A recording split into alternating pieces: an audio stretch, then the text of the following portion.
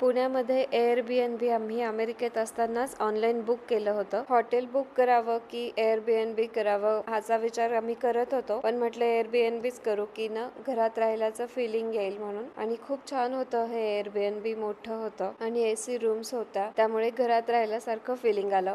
हॉटेलवरती राहिलो असतो तर तिथल्या रूम थोड्या कंजेस्टेड राहिल्या असता आणि आमच्याकडे लगेज पण खूप होतं, एवढं सगळं सामान बसलं नसतं. त्यामुळे मग फायनली Airbnb बुक केलं. इथे मग सगळं बॅग्स वगैरे सगळं सामान आरामात बसून गेलं आणि नंतर आमचं प्रोसेस होती की आता पुण्यामध्ये घर बघायचं राहण्यासाठी. तर आम्ही रेंटेड हाऊस बघायला सुरुवात केली. तुम्हाला माझ्या पुढच्या व्हिडिओज मध्ये ते बघायला मिळेलच.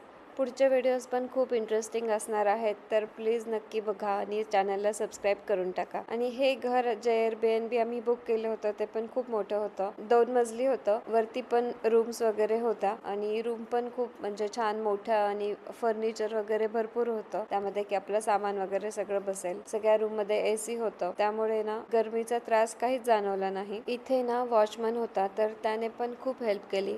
आमच्या कार मधल्या सगळ्या बॅग्स वगैरे त्याने घरामध्ये आणून ठेवल्या आणि नंतर रोज डेली ते क्लिनिंगला पण येत होते. रोज झाडून पुसून आणि जर आपण काही कुकिंग केलं असेल तर ते भांडे वगैरे घासून सगळं नीट व्यवस्थित जागेवर ठेवून, म्हणजे रूम सर्व्हिस होती त्यांची, त्यामुळे रोज घर नीट क्लीन करून ते जात होते. आणि घराच्या बाहेर गेलं की इथे सगळं हॉटेल वगैरे भरपूर होते, म्हणजे की चहाचा स्टॉल होता, परत भेळ वगैरे अशा गोष्टींचे पण स्टॉल होते. मेन म्हणजे पाणीपुरीचा स्टॉल होता. इंडियात आल्या सगळ्यात पहिले पाणीपुरी खाल्ली. आताचा इंडिया आणि जो इंडिया सोडून गेलो होतो 16 वर्षांपूर्वी, तो इंडिया दोन्ही खूप बदललेला आहे इन अ गुड वे.